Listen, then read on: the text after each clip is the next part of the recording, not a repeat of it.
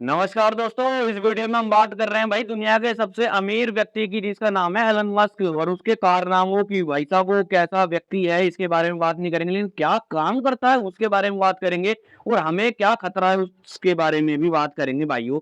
बात कर रहे हैं एलन मस्क की। 250 बिलियन की नेटवर्थ लेने के बाद व्यक्ति नंबर 1 पे है पृथ्वी के अंदर। एक बात मैं बता दूं, मैंने बोला पृथ्वी के अंदर क्योंकि भाई साहब का आना जाना स्पेस में है। इसकी जो कंपनियां हैं मिस्टर एलन मस्क जी की, एक कंपनी नहीं है जिसपे दिल आ जाता है वो खरीद लेता है, जिसपे दिल आता है वो बनाता है। रॉकेट रियूजेबल बनाते हैं भाई साहब, स्पेस में जा करके टक से वापस आ जाते हैं, पृथ्वी के ऊपर चुपचाप खड़े हो जाते हैं और कैच कर लेते हैं इनके। तो वो जो होल्डर है ना भाई, वो रॉकेट को कैच करके रखते हैं चुपचाप प्यार से।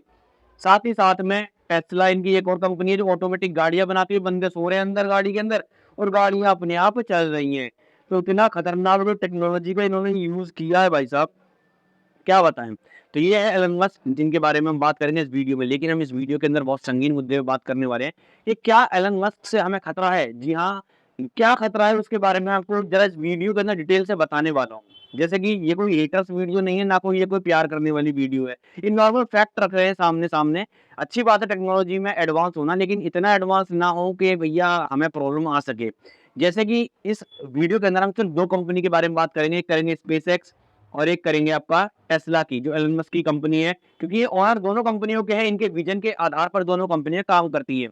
एलन मस्क का विजन जो है स्पेस एक्स को लेकर के, वो रियूजेबल रॉकेट बनाना था, वो बना चुके हैं। अब इनका नेक्स्ट प्रोग्राम है कि भाई मार्स के ऊपर कॉलोनी बसानी है, वहां पर काम करना है।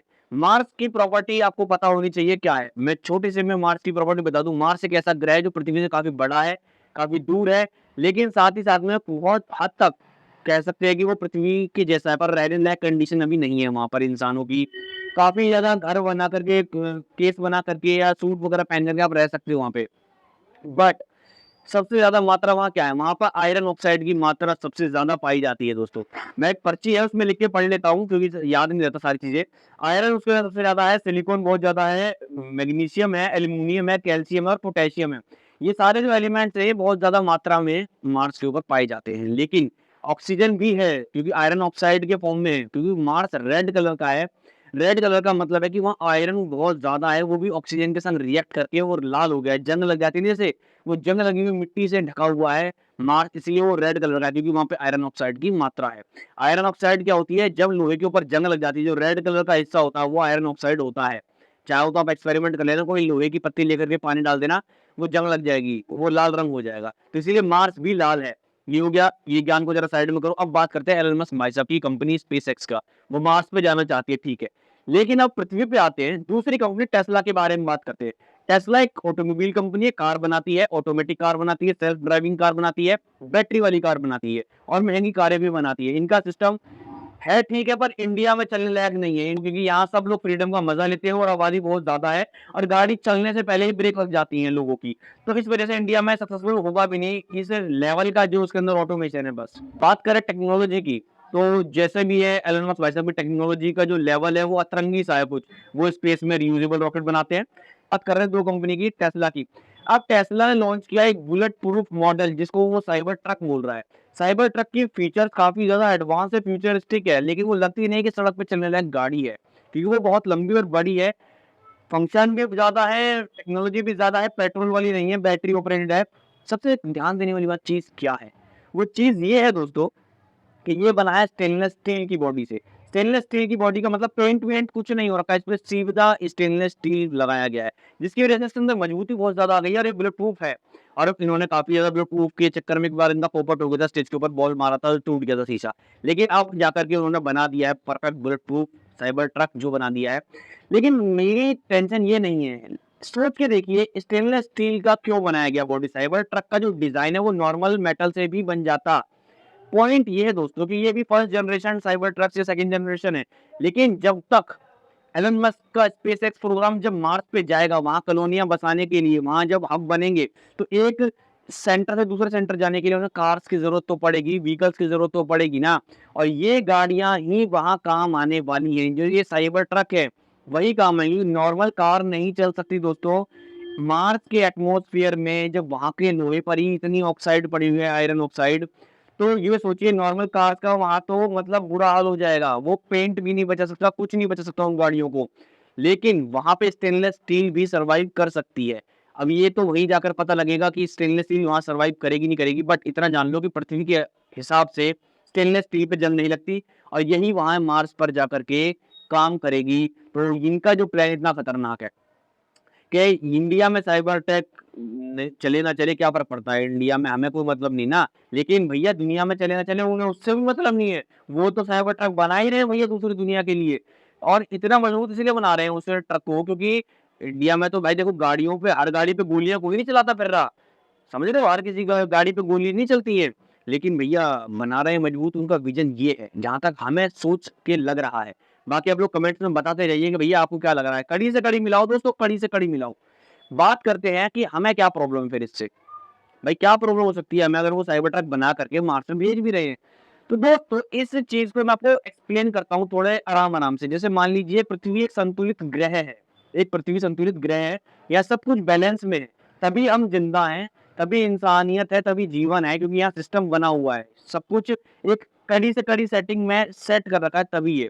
अगर आप कोई भी चीज का अनुपात ऊपर से नीचे हिलाते हो, आपको लगता है कि इंसान तो जिंदा है कोई फर्क नहीं पड़ा, लेकिन नहीं दोस्तों, उस छोटे से कर्म से आपके ये जो आपने बैलेंस बिगाड़ा है, कोई ना कोई प्रजाति धरती से गायब हो जाती है, कोई ना कोई प्रजाति मर जाती है, कोई ना कोई जानवर, कोई ना कोई जीव इस दुनिया से खत्म हो जाता है आपके सिर्फ एक काम करने से।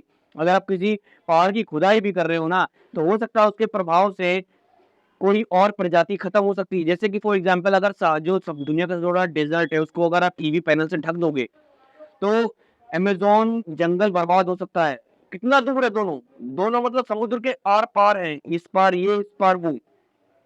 तो सोचो दोस्तों कि हर एक छोटे एक्शन का एक रिएक्शन है, समझ रहे हो आप? तो इसी चक्कर में आपको बताता हूँ, क्योंकि भाई क्रोमियम तो है नहीं है मार्स के ऊपर। क्रोमियम एक ऐसा कंपाउंड है जो कि लोहे के साथ मिलाकर के स्टेनलेस स्टील को बनाया जाता है, स्टेनलेस स्टील को बनाया जाता है। या तो ये क्रोम लेकर के मार्स पे जाएंगे, वहां स्टेनलेस स्टील की फैक्ट्री डालेंगे, वो होगा नहीं इतनी जल्दी, सड़कें वहां बनेंगी नहीं।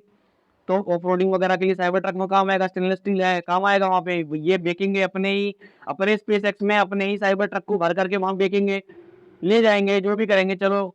लेकिन पृथ्वी का मटेरियल निकाल करके दूसरे ग्रह के अंदर डालना, आप समझो मोटे तौर पे क्या होगा।